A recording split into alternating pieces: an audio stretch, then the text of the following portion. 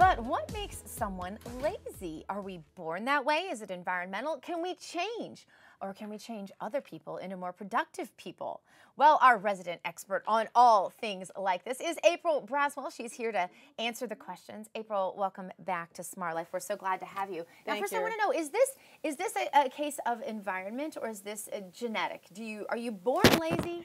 Because I'm going to say this, okay? I'm going to preface this, not mentioning any names, but I do have 5 children. Yes. And I notice distinct personality differences Right. raised by the same 2 people in the same type of environment, with the same motivational prodding, shall we say. Yeah.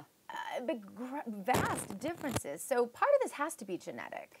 It is. What's interesting is that think about it in terms of, because we've talked sometimes before about like introvert, extroverts, things like that. So recognizing when you're a parent and you have just enough kids too, they can really get a good, cross section. They're like, exactly, you've got 5 kids, but you're going to see the ones where they're quieter, they're more methodical maybe, or where they're kind of slower about doing something versus you and I where we're faster at doing certain activities. So part of it is to recognize, yes, there are things that you're born with. And there was that funny study done on rats, who's the lazy rat, who's the fast rat.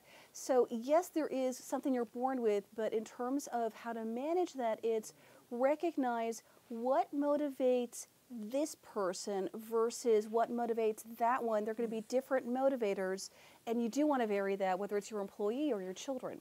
Okay, but what if you just have one of these children or employees, or we encounter them all the time, who just have this, it's someone else's fault. Yeah. They play the blame game. They come up with excuses. They live their life thinking about the cup half empty kind of a thing. And as a result, they deflate their own motivation. I mean, they aren't able to keep themselves motivated, and they just become sort of cynical and depressed. What do you do with that person? Yes.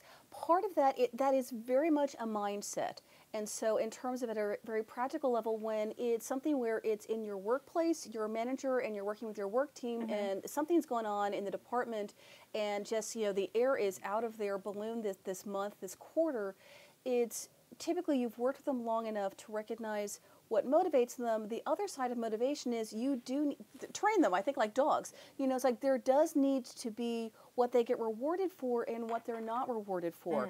Do not give any reinforcement, any positive response to the whining, the negative behavior, the blame game. And even as much as possible, because I know in the workplace it can be a little challenging for what you're allowed to say, but it's gently challenge them. And quite often what happens is they have never thought positively really well before, so they don't know how to. So rather than just, I can think of the dogs, just wrap them, on the nose with a rolled up newspaper, it's, you need to both, I keep thinking dog training, rub their nose in it, but you also need to give them the positive of, I want you to do this going forward. And then every time that they do anything constructive in that direction, reinforce it. Yeah. Give no positive reinforcement to what you don't want. You heard the statistics from Concerned Women for America. This is very concerning. It is. To hear that the disability rolls are increasing. As we've poured more money into social services, obviously throwing money at the problem isn't the answer. We did a whole show about that this week. Right. But I want to say, what are the cultural influences, and how can we avoid getting caught in the trap of sort of believing the lies that they're feeding us about spend more, spend more, spend more, and we'll have less and less poor people, because it's not working. No, it doesn't. It's part of it too is also it's where we spend. So in terms of, in terms of both in terms of for policy as well as for companies and for parents, it's what are we raising our kids to spend their money on, and where are we spending our money? So it has to do with what is actually effective with reinforcing the positive for them is to, I just lost the question.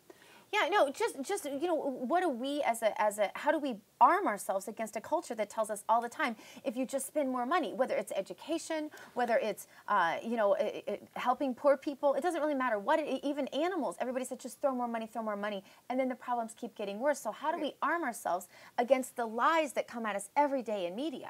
What I think in terms of for spend more on education, and we're encouraging a whole generation for everyone to go to college, versus a generation or two ago, it was maybe you went to the local community college, you were in particular training for trades, rather than just have it be about, you need to get a college degree. I've heard people where they're like, I have an MBA, I have these degrees. Yes. Degrees alone, without there having been a particular goal for it of, here's an industry that's growing, here is a job I'm going to go for, as well as here is a business I'm going to go start. There's a huge difference between, we have so many people where they're expecting to be employees to giant corporations that are in industries that are not there anymore, jobs that are not there anymore. I'm so glad you're saying this. Yes, versus what can I do creatively myself? A few generations ago, it was really more, so many more people had their own business, had their own local practice, were offering a service, were offering something of value locally.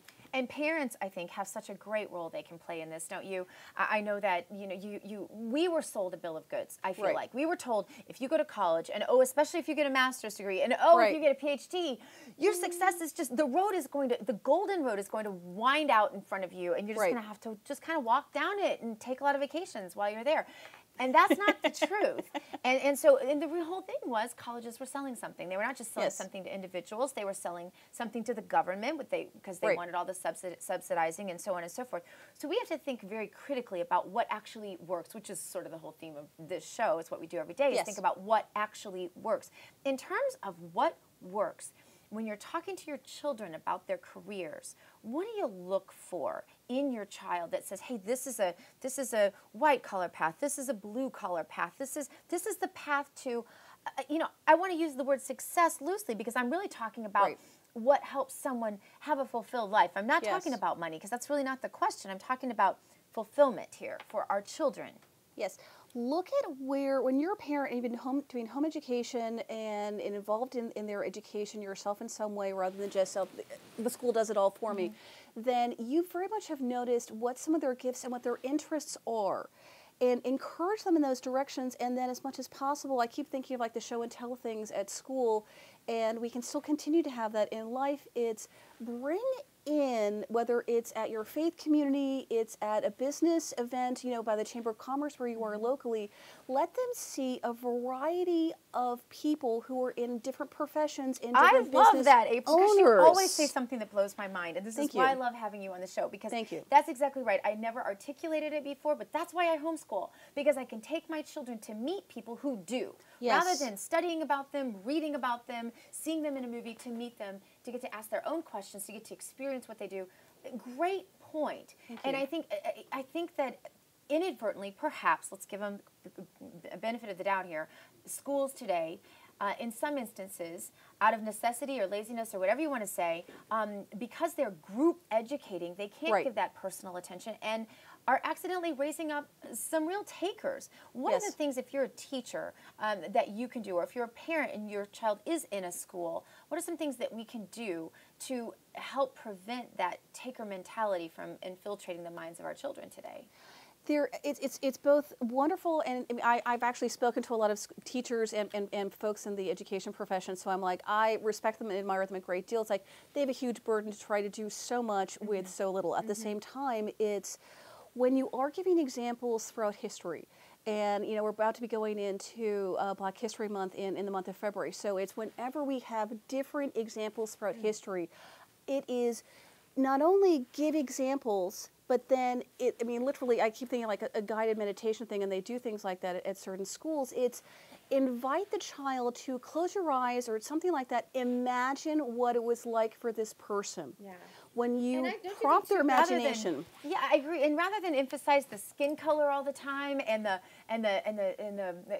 what this person fought for, what rights, whatever, that's all great. But how about how hard they worked to fight for those rights? Because standing and screaming on a street corner is not fighting for rights. No. But the things the contributions of someone like a George Washington Carver or some of the other great people, certainly Frederick Douglass, some other great people in history, we can really focus on their work journey, how they set a goal and they worked step by step to get to that goal every day, meeting challenges, meeting obstacles, figuring out a way to go around them or go over them, And that's what the story should be, isn't it? Yes, because I think like with Washington Carver that it's like he was so resourceful and creative rather than, oh, I don't have government funds and I didn't get the grant, you know, and Somebody I can't go discriminated do against me. right the most Exactly. expensive study there was. Like, I'll go do it with peanuts. Exactly. I will go. I was like using the resources where you are, and also just that wonderful creativity with your mind. And not waiting on someone else to do it for you, especially government. Yeah, every child can be encouraged to think like that with where they are. That's why we love April Braswell. Thank you so much for being on the show. Immigrants, as you know, are some of the hardest working people in the United States. What is it about the people who come to America that makes them so driven? Up next, we have an immigrant here in studio with us to help us understand the differences, the cultural differences, and what makes them so motivated. And remember, coming up later on the show, we're going to go to your calls and emails. That number, 888-650-8176, 888-650-8176, or you can go to the Smart Life page at moneybizlife.com, click on the Ask Dr. Gina button, and send us your email.